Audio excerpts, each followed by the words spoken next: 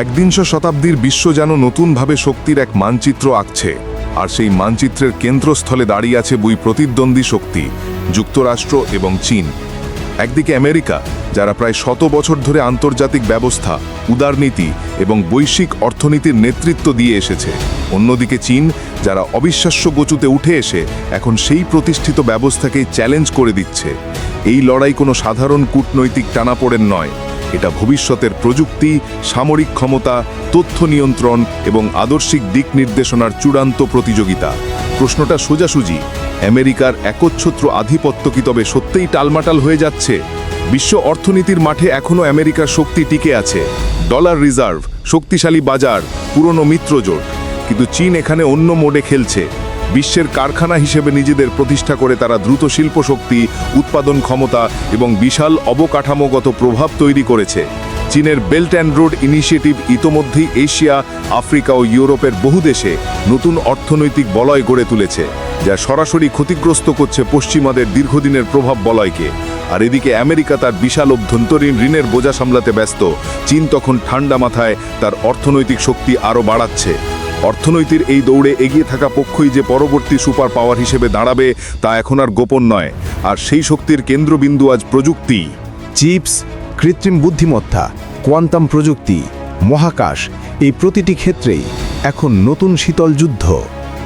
America যদিও chip design ও গবেষণায় এগিয়ে, চীন কিন্তু ডেটার বিশাল ভাণ্ডার, এআই প্রযুক্তি এবং 5G নেটওয়ার্কে দ্রুত আধিপত্য তৈরি করছে।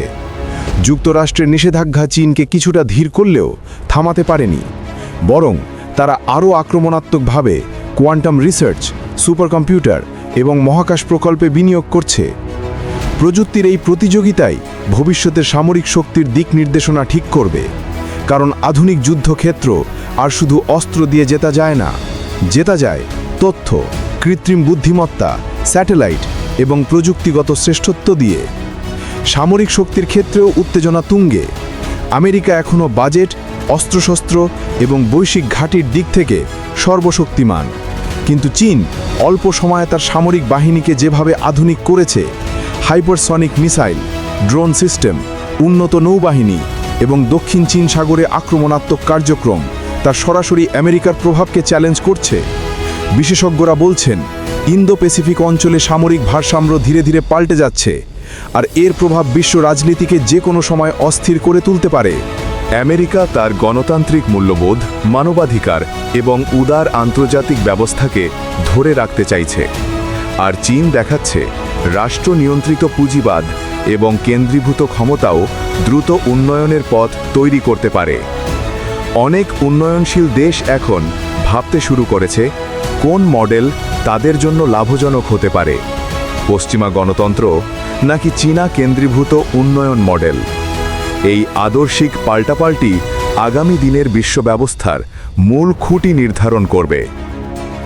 আমাদের বিশ্লেষণে মনে হয় পৃথিবী আর কখনোই এক মেরু হবে না, বরং আমরা খুব স্পষ্টভাবে একটি দ্বিমেরু বিশ্ব ব্যবস্থার দিকে এগোচ্ছি, যেখানে আমেরিকা ও চীন একে অপরের সমান্তরাল শক্তি হয়ে থাকবে।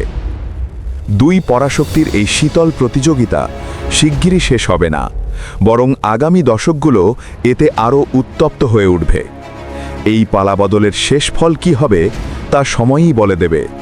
তবে নিশ্চিতভাবে বলা যায়, ভবিষ্যতের বিশ্ব রাজনীতি এই দুই পরাশক্তির টানাপড়নের দিকেই ঘুরপাক খাবে।